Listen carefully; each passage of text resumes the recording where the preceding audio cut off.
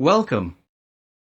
This is a short video explaining the concept behind and the uses of SWOT analysis and its sister strategy cousin called TOWS.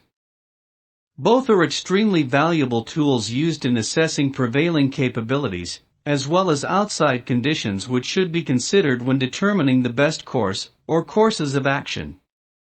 SWOT analysis applies to various situations and, specifically, it should be used on a periodic basis to capture a snapshot of where we might stand with a client, as in, for example, in preparing for a business review.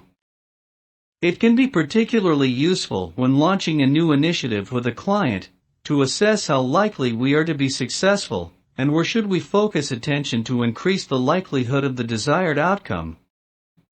So first, the concept of SWOT, as the acronym for strengths, weaknesses, opportunities and threats, should likely already be familiar to you, as the tool is used quite broadly and across various disciplines. In the 4 boxes, the ordering may sometimes be arranged differently, but threats and opportunities are typically placed adjacent to each other as also weaknesses and strengths are placed together. The reason for this will be apparent in a moment. As you assess the 4 areas, it becomes clear that they fall in pairs into 2 separate categories.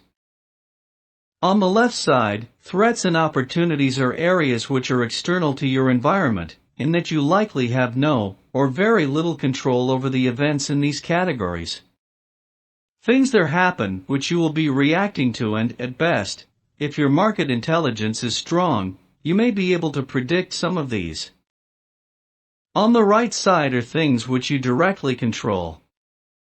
It is your strengths and weaknesses which you have either developed, cultivated, or allowed to occur, which now either help or hinder the initiatives you might be planning to undertake.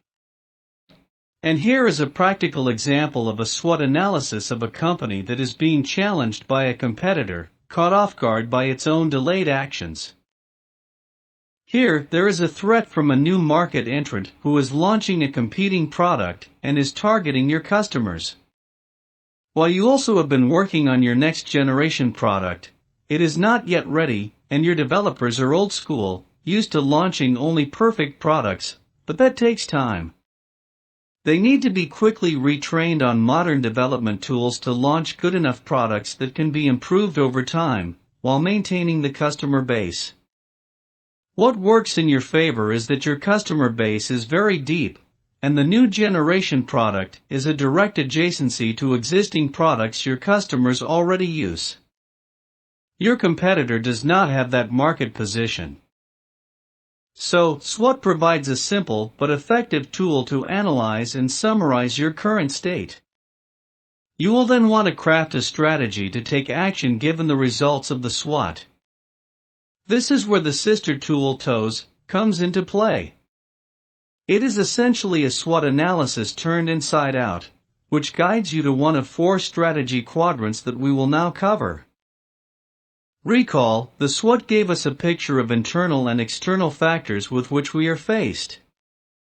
Now, with TOWS, the intersection of each of our SWOT categories will lead us to define a strategy type that is best suited for that situation.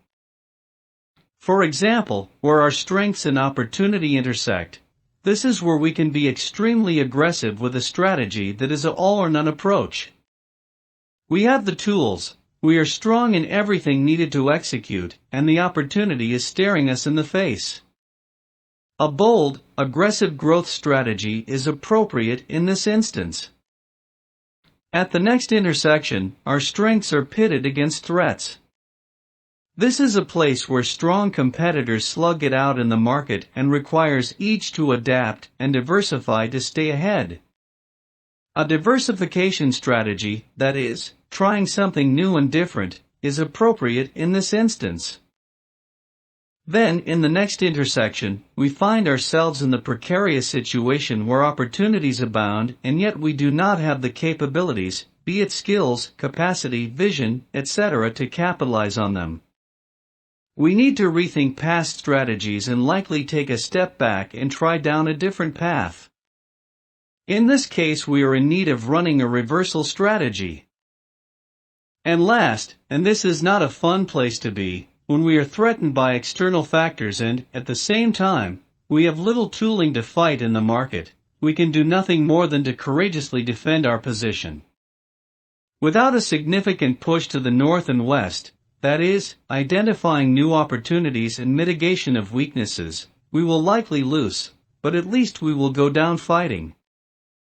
The definition of what is an aggressive, diversified, reversal, or defensive strategy is highly specific to the company or an individual team fighting for sales in a competitive marketplace.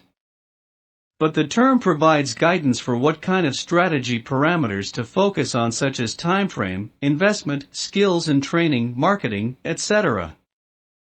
For example, an aggressive strategy will put a lot of eggs into a single basket, while a diversification strategy will open up multiple project channels, each with small seed funding, while monitoring the success, or lack thereof, of each initiative. And as a quick check of understanding, which strategy do you think AT&T undertook in their decision to divest Warner Media? In conclusion, you have here two simple, but highly effective tools which work as a pair to help you assess your present state and determine a well-founded course of action, whether it be at the scale of a company, a firm-wide project, or with your individual client. Thank you for listening.